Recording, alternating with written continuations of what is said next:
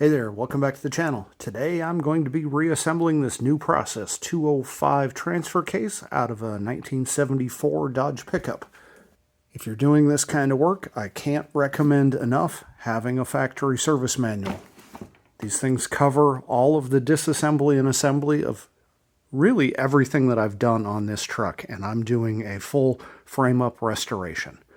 So if you don't have one and you're doing a lot of work on a vehicle, I recommend getting one. The last thing I took out of this was this idler shaft, so it's going to be the first thing that goes back in. Before I do, though, if you take a look at this, it looks like it had a bearing seize. Looks like it got warm here, and this looks like it was spinning against something. So I'm just going to do a pass, clean that up on the lathe, and maybe hit this with some emery cloth or something to clean this up, especially at this end. The end of this is still kind of ugly, but it's a lot better. I just did a real quick pass. I took maybe 10 thousandths off. I doubt I even took that much, but smoothed it off. And then I cleaned it up with some Scotch-Brite, so it should slide in a lot easier. This bore, I want to make sure it's clean on both ends. The first thing we need to do is these rail seals need to come out and then get replaced. I find a pair of pliers like this, basically that have this hook, work really well.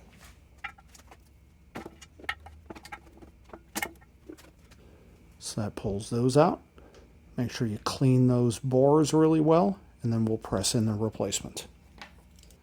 The new seal, you can see it's kind of cupped on this side. This face goes outward.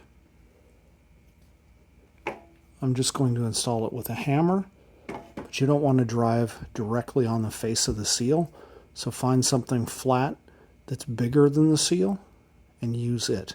You can actually use a piece of wood even. Just the key is you don't want to be driving right on this. You want something that takes the force and pushes it across the whole face of the seal.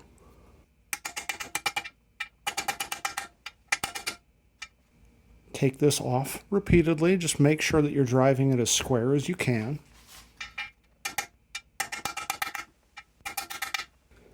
And just drive them in until the face of the seal is even with the face of this transfer case housing. Next up, we're going to put in the idler gear. This goes in right here in the middle.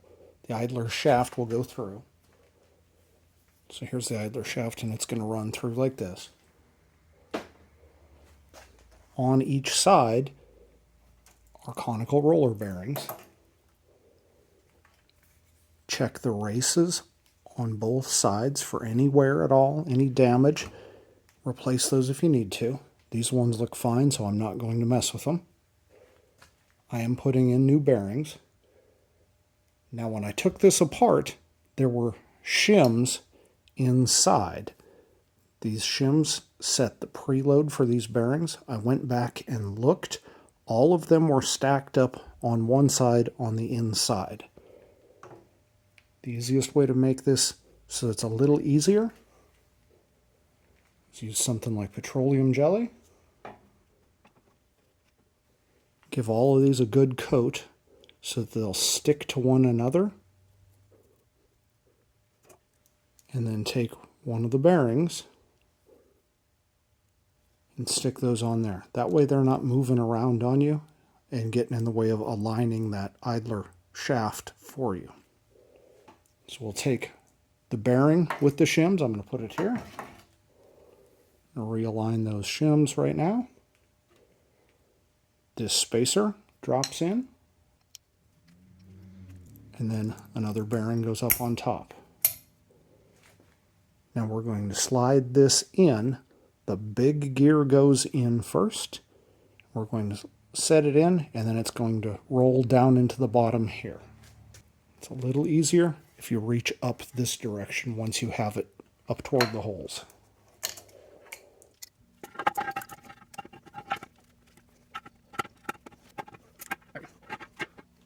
You get it so that it rolls down and it'll sit in the bottom here. Now we can tip the transfer case on its back and then we can align everything. Just kind of slide it around till you get it somewhat aligned. Then use something like this long screwdriver. Try to get it fairly well aligned. It's hard to get perfect, but the closer you have it, the easier it will be to put together. Next, we're going to put in the idler shaft. It's fairly tight fit, so it may help to put this in the freezer for a few hours beforehand and then install it. But threads go in first.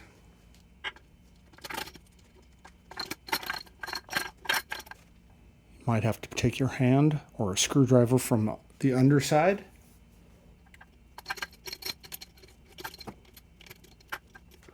I believe it's the shims that it's catching on. If you're having trouble, stand it up again, put your hand in and lift up the gear with one hand, and with the other, move this around to try to get it centered. What you're trying to do is to get the threads through back here. Now that I have them through, I just have to lift it up again and push. Now you can see it's centered, so it's sitting on the shoulder in there. Now that I have it in here, I'm going to lay it back on its face. I'm going to use a soft blow mallet. Make sure it still turns as you do this.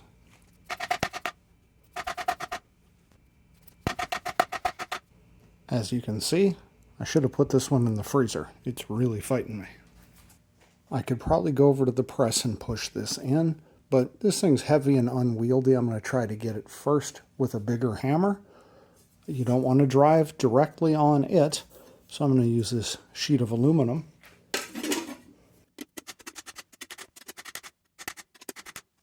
Again, continue to check this bearing.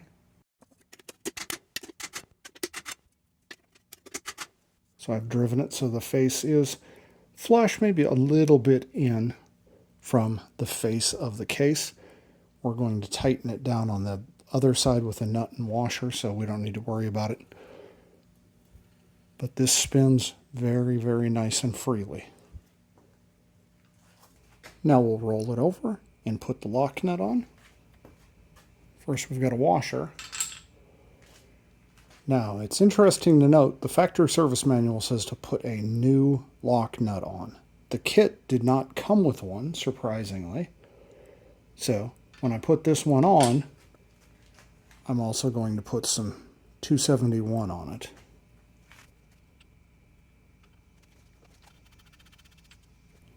The factory service manual says to tighten this to 100 to 200 pounds. That's a huge range, so to me that just says make sure it's nice and tight. I'm going to grab the pneumatic gun and just rattle on it for a bit to make sure it's nice and tight.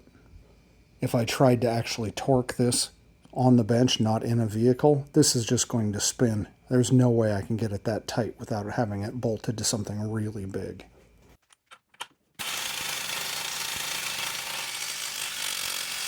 Click! You can see it's pulled that shaft in probably another 1/8 of an inch or so. Basically, it's bottoming out against the back of the case, which is just fine. The important thing now is we want to check we have nice, smooth, free rotation here. If you've got a dial indicator, you can indicate on this tooth. The play in and out should be no more than 0.02. Next up are the front bearings. One's the input shaft and one's the front output. They take the same bearing. I'm using brand new ones. This lock ring goes up as it's sitting here, so toward the outside. These are obviously much stronger than those seals, but I still don't like driving directly on them if I can avoid it. If you have to drive directly on it, only hit this outer race here or here. I'm going to use a chunk of wood between my hammer and it. By doing that, I can kind of even out the force and have it push on the whole bearing rather than just on one edge.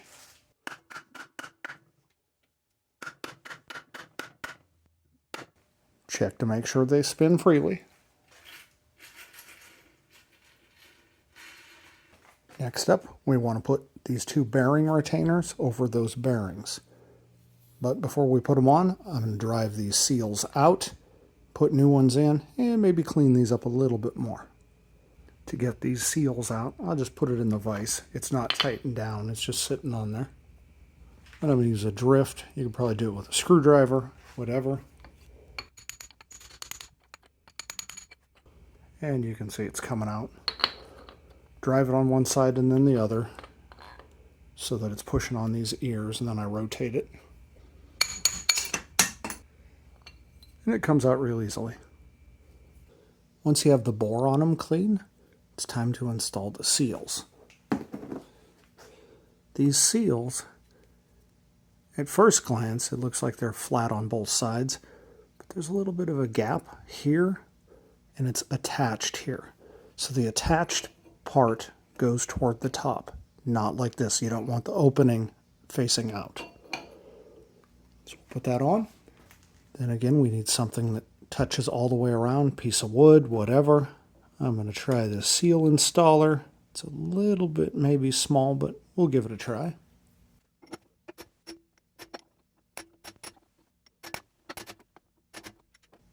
You'll drive it until it's flush. You can actually go a little bit further than flush, it looks like. About like that. A couple things that are very important when you're doing this. You can see this has a little cutout here. This is a lubrication hole. It needs to align with this hole. So this must go on here. That's really, really important. The other thing that's important is all of these holes here go all the way through the case. So the bolts that you put in, you want to put sealant on all of them as well as this gasket surface. So I'm going to put a thin layer on here.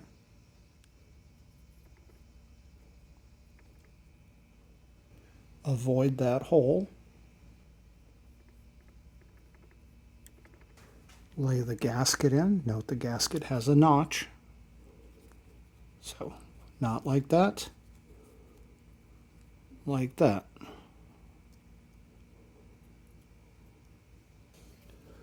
Now I'm going to put a layer on this.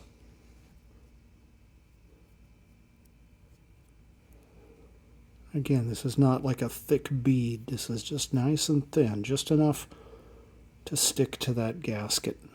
Help ensure we get a good seal. This opening goes to that hole. And then each bolt, you want to coat the threads.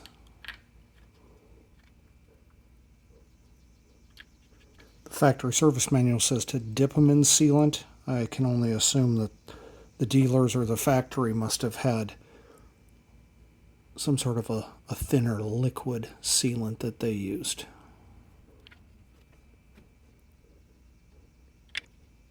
And we tighten these down. And then torque them to 30 to 40. So I've got it set at 35 foot-pounds.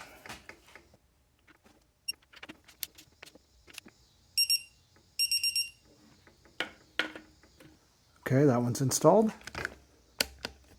Now I just have to do this one. Next up is the interlock pin. This prevents the front and rear from going into different gear ratios, like a high and a low. One of these shift shafts come through here. So just go all the way through that so that it's not in the way of a shaft coming through, because you're going to have to install those. Next up is going to be this input shaft. A couple of things to note. First of all, this has bearings inside of it. So make sure that they turn smoothly. There's no roughness at all. The rebuild kit does come with a new one of these bearings, but I'm going to tell you, getting that out sucks. It is not easy. It's got this really super heavy-duty lock ring here. I've tried to use these circlip pliers, and I can spread it apart a little bit, but it's still, I can't get it open enough to come up over this. I can probably open it up, get a screwdriver under it, and worm it out and bring it all the way up to get it off, and then take everything apart. But this bearing is fine, so I'm not going to do that. Second thing to note is this does take some needle bearings right down in here. There is, I'm not sure if you can see it, there's a wire, basically snap ring in here, and a washer. The washer just is floating around, but it can't come out because that snap ring is holding it. So it looks like this. These are from the rebuild kit. You've got this internal snap ring and a washer. And they sit down in the bore, just like this, and then these needle bearings sit vertically underneath of it. Got a couple of options. You can take these out of that, put in your bearings, and then put this back in. The other option is to use something with a hook, reach down in the bore, pull this washer up against this snap ring, and through the hole put the bearings in and stand them all up. I'm going to go with the second route. Here's a little bit better view.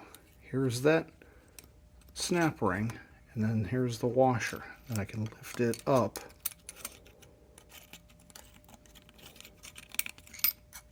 like this. It's a little hard to do, but there you go. And then underneath that washer go the needle bearings. The easiest way to keep those bearings in place, keep them from falling over, is to use petroleum jelly to pack the area where they're going to sit and hold those bearings in. So I'm going to take some and put it underneath that washer right now.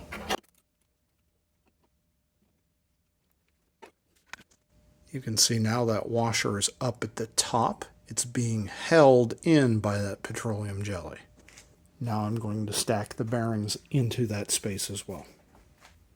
Using a pair of angled tweezers, forceps, whatever you want to call them. These ones have a rubber coating on them, which makes it really easy to grab these and put them down in.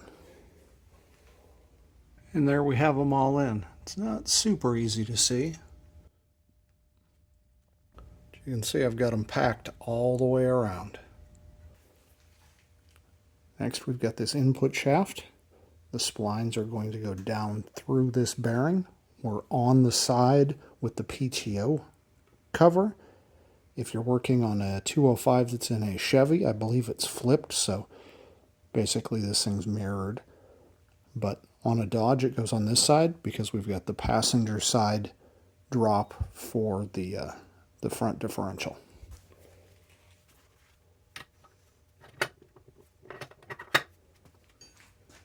Next up goes a shift fork and a synchro. The shift fork, you can see they're asymmetric, so it sticks out further here. The part that sticks out further goes toward the bearing, so toward the front of the transfer case. Like this.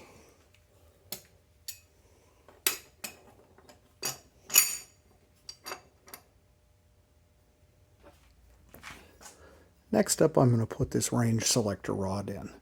It goes on this side, so PTO's over here. The way to figure this out is these cutouts need to go toward the middle, and these ball detents have to line up with where the detents are here. Now, this split where the actuator attaches needs to go to the front, which is at the bottom right now. I can't put it in from here because it's too big. So I have to go underneath and drive it up. Again, flats this way. Just a side note, this one has been modified so I can twin stick this. If you want to know what modifications need to happen in the measurements, I'll put a link up right here. But I'm going to go underneath and drive this up. I can't tip it on its upright and do it because that fork is right here and the hole's aligned, so I need to run this up so that it goes through that fork.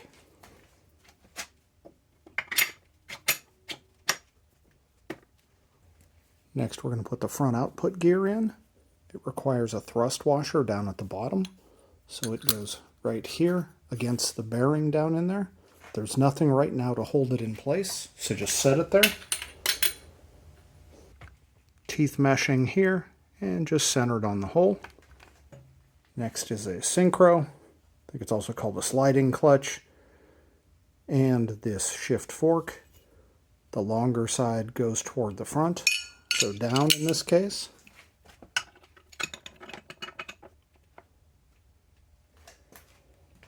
Now we have the same problem here. That shaft has to come from the bottom up, and we need to do it while we can help it go through here.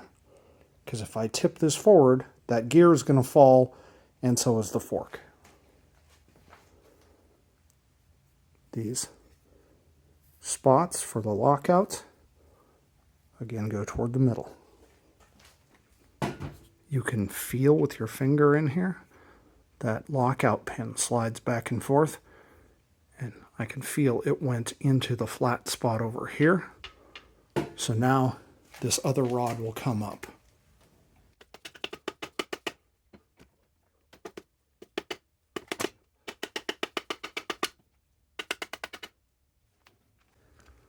Alright, again, line it up so that this hole is centered all the way through.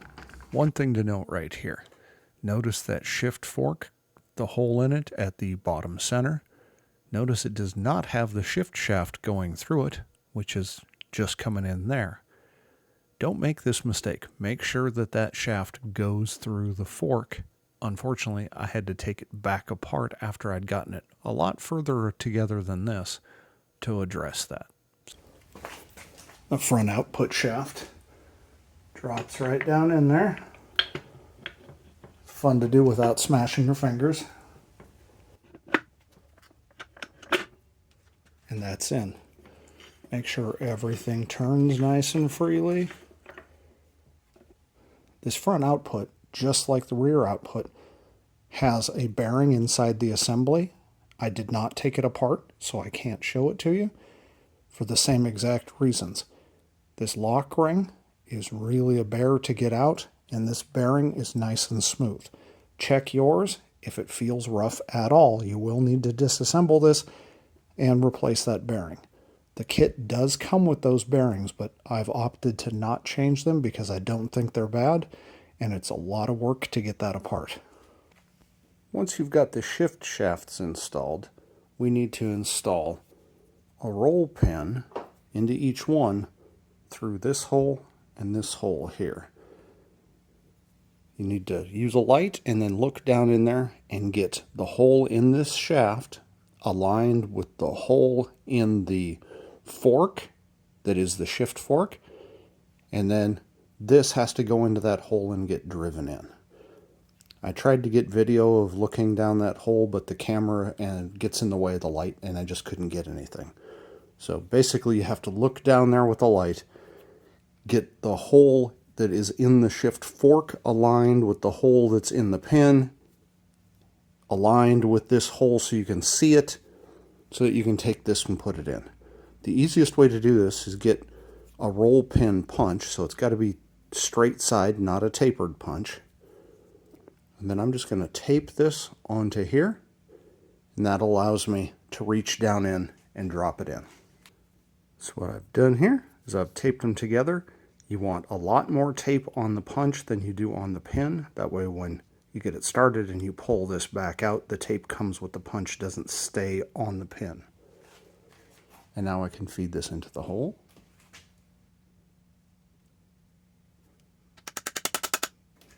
Once you feel it started, you can remove that, and then go back in and drive it the rest of the way in.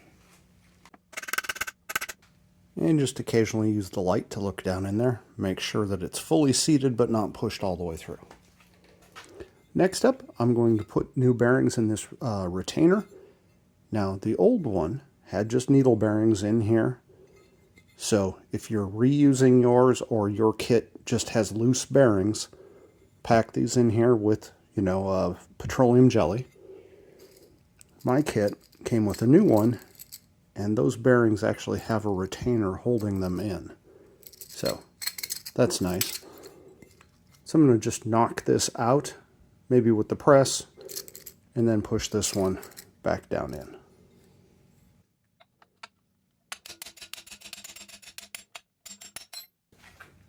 Before I press the new one in, I'm definitely going to clean this up. Now we're just going to push the new one in. Should be obvious, but the bearings go toward the inside. So like this, not like that.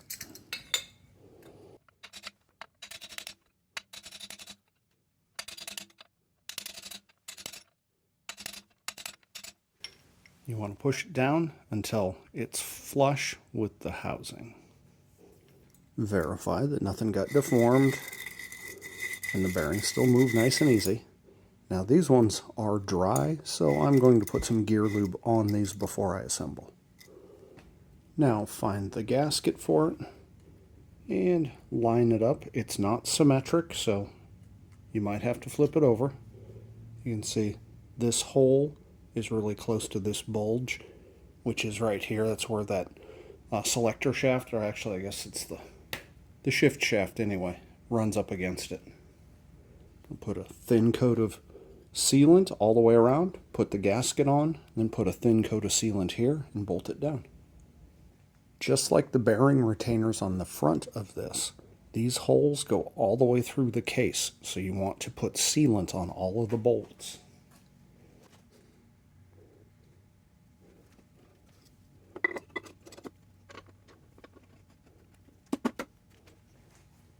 Then run each one down and torque them in a star pattern.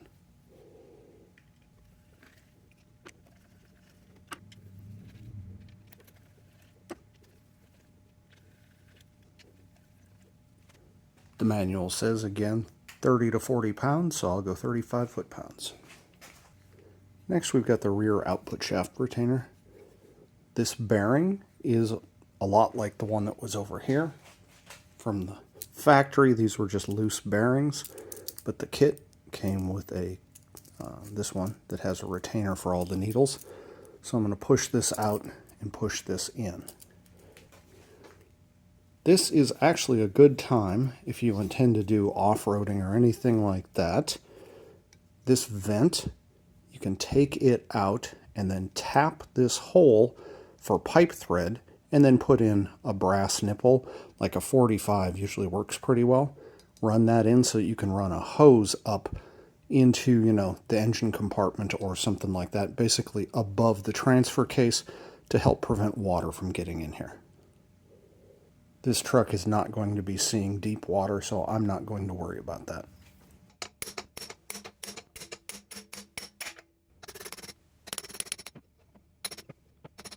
And then just drive it till the face of that bearing is flush with the housing. Now we install this housing. It's just like this cover over here.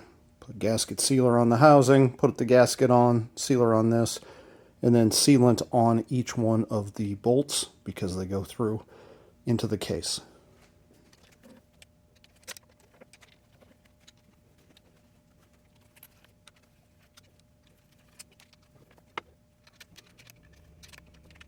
And again, torque to 35 foot-pounds. Now your speedometer drive gear goes on. And your last bearing.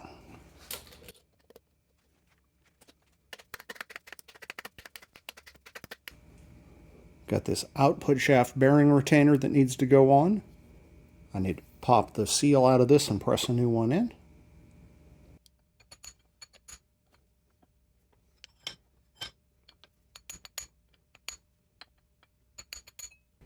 When you put this bearing retainer on, there's a space here. There is no weep hole for it to align to, but this needs to go down. I believe it just maybe holds some oil and provides a little bit of a bath for the bearing. Next, we're going to put the idler shaft cover on. It goes right here with this flat spot toward this housing. If you're wondering why it's all shiny and looks like I ground on it, it's because I did. Whoever owned this last had welded, very poorly I might add, a big tab on here that they had a cross brace that went back to the frame. PTO cover, real simple. Just the cover, gasket, some RTV. And again, these go all the way through, so remember, seal the threads of your bolts. Now that we almost have it fully sealed up, got to put these ball detents in. So you put a ball and then a spring into each one of these larger threaded holes, and then put these caps in. The holes to reach those roll pins, I did not get new caps or plugs, I guess, in the kit, so I'll just reuse the ones that I had.